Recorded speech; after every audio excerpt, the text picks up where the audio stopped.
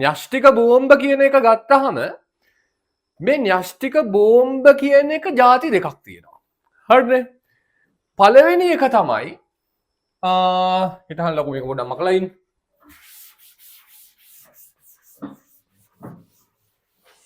හරි.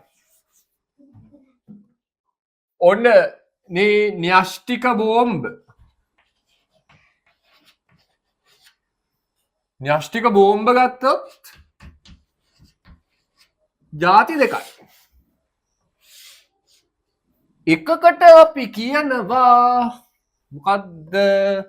පරමාණු බෝම්බ.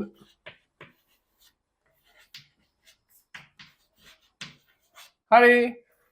අනිත් එකට අපි කියනවා වචනයක් හයිඩ්‍රජන් බෝම්බ කියලා. හයිඩ්‍රජන්.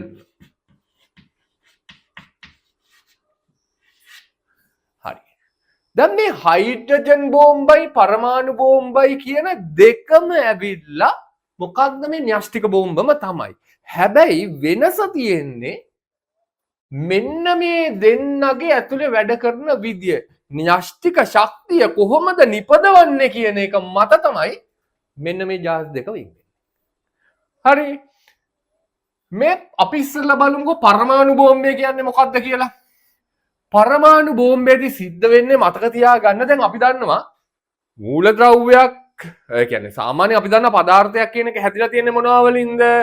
හැදිලා තියෙන්නේ පරමාණු වලින්නේ. දැන් මේ කියන පරමාණුවක් ගත්තාම මේ සාමාන්‍ය පරමාණුවකට මේ හැදිලා තියෙන පරමාණුවකට පහරක් එල්ල කරනවා මොනවාකින්ද? අපි කියනවා නියුට්‍රෝනකින්. නියුට්‍රෝනකින් දමලා ගහනවා පරමාණුවකට. ලොකු පරමාණුවකට දමලා ගහනවා. ගහපු ගමන් මොකද වෙන්නේ? මෙන්න මෙයා කැඩෙනවා කෑලි දෙකකට. පොඩි කෑලි දෙකකට කැඩෙනවා. මෙන්න මේ වැඩේදී ශක්තියක් පිට වෙනවා. මෙන්න මේ ශක්තිය තමයි අපි ඔය න්‍යෂ්ටික ශක්තිය කියලා කියන්නේ. හරිද? මේ න්‍යෂ්ටික ශක්තිය මේ පිට වෙන න්‍යෂ්ටික ශක්තිය පාවිච්චි කරනවා මෙන්න මේ පරමාණු බෝම්බය ඇතුළේදී විනාශයක් කරන්න. දැන් මෙන්න මේ පරමාණු බෝම්බේ හදන්න ගොඩක් වෙලාවට පාවිච්චි කරන මූලද්‍රව්‍ය දෙකක් තියෙනවා. කියන්නේ මේ දෙකම තමයි කොයි වෙලාවෙත් පාවිච්චි වෙන්නේ. එකක් තමයි අපි කියනවා යුරේනියම්. යුරේනියම්. දැන් සාමාන්‍යයෙන් මේ යුරේනියම් අපි කතා කරලා තියෙනවානේ මොනවද? සමස්ථානික. එහෙනම් යුරේනියම් සමස්ථානික දෙකක් තියෙනවා. ඕකෙන් එකක් තමයි පාවිච්චි කරන්නේ. අනිත් එක තමයි පාවිච්චි කරනවා ප්ලූටෝනියම් කියලා තව මූලද්‍රව්‍යයක්. හරි බං. දැන් ඕකෙදී මේතා කාලෙකට යුද්ධයකට පාවිච්චි කරපු පරමාණු බෝම්බ දෙකක් තියෙනවා. අද වෙනකන්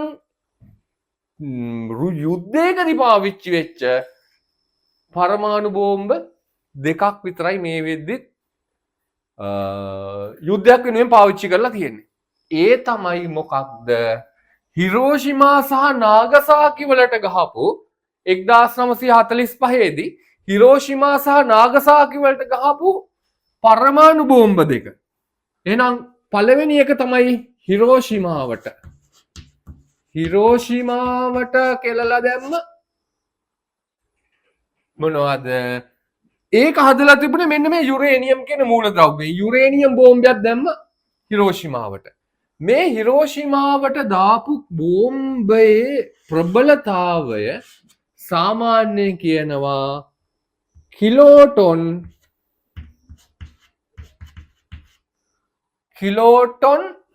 15ක්. ඒ කියන්නේ TNT කිලෝටොන් 15ක් කුඩු කරලා ඒ කියන TNT කිලෝ 15ක් එකපාර පුපුරපුවාම පිට වෙන ශක්තිය හා සමාන ශක්තියක් මෙන්න මේ කියන හිරෝෂිමාවට දාපු මෙන්න මේ පරමාණු බෝම්බෙන් පිට වුණයි කියලා. එහෙනම් මේකට තව නමක් තිබ්බා. මේකේ නම තමයි පොඩි කොල්ලා. ලිටල් බොයි ලිටල් බොයි කියන නම තමයි මෙන්න මේ පරමාණු බෝම්බෙට තිබ්බේ.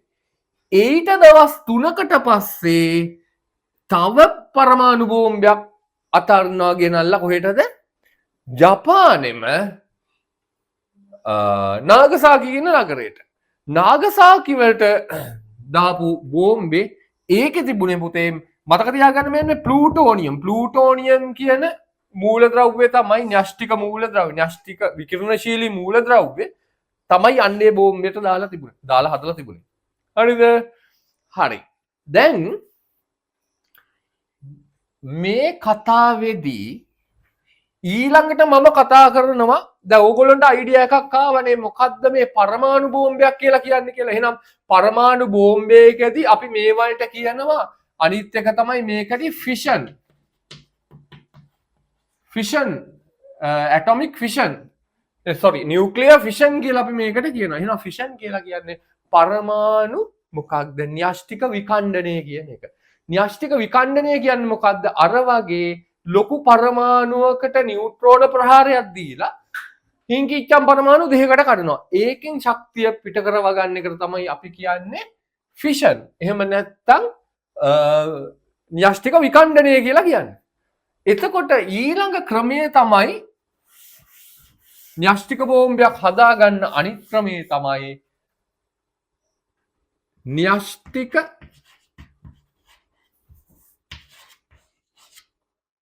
විලයනය කියන එක.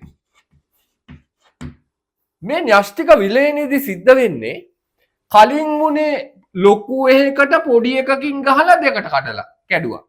මේකෙදි සිද්ධ වෙන්නේ චූටි පරමාණු දෙකක් එකට එකතු කරලා විශාල පරමාණුවක් හදනවා. එතනදී පිට වෙන්නේ මහා බල සම්පන්න පාට ලොකු ශක්තියක් පිට වෙනවා. මේක තමයි අපේ සූර්යාගේ සහ අනිකොත් ඔක්කොම තාරකාවල ශක්තිය නිපදවන ක්‍රමය තමයි පුතේ මෙන්න මේ කියන හයිඩ්‍රජන් බෝම්බ. ඒ කියන්නේ මේ න්‍යෂ්ටික විලයනය කියන එක. න්‍යෂ්ටික විලයන තමයි ඔකදී පාවිච්චි වෙන්නේ. ඕකම පාවිච්චි කරනවා මොකක් හදන්නද? මෙන්න මේ හයිඩ්‍රජන් බෝම්බය හදන්න. මේකෙදී තියෙන වැදගත්කම තමයි මේකේ පට්ට ශක්තියක් නිදහස් වෙනවා. ඒ වගේම තමයි මේකට වඩා තව හොඳ පැත්තකුත් තියෙනවා හැබැයි. පරමාණු බෝම්බයක් හදද්දී නියුක්ලියර් වේස්ටේජ් කියන එක වැඩි. ඒ කියන්නේ විකිරණශීලී අපද්‍රව්‍ය නිදහස් වෙන ප්‍රමාණය ගොඩක් වැඩි. එතකොට මේකෙන් නිකුත් වෙන මේ අහිතකර න්‍යෂ්ටික අපද්‍රව්‍ය අවුරුදු දහස් ගාණක් පරිසරයේ තියලා මොකද වෙන්නේ? ලොකු හානියක් කරනවා පරිසරයට සහ ඉන්න සත්තුන්ට මිනිසුන්ට ඇතුළුව. හැබැයි මේ හයිඩ්‍රජන් බෝම්බේ ඒ කියන්නේ න්‍යෂ්ටික විලයනය පාවිච්චි වෙන තැනදී න්‍යෂ්ටික අපද්‍රව්‍ය එකතු වෙන ප්‍රමාණය අඩුයි. ඒ හින්දා දීර්ඝකාලීනව සිද්ධ වෙන හානි අඩුයි. හැබැයි අති විශාල හානියක් මේකෙන් කරන්න පුළුවන්. මොකද නිපදෙන ශක්තිය අති විශාලයි.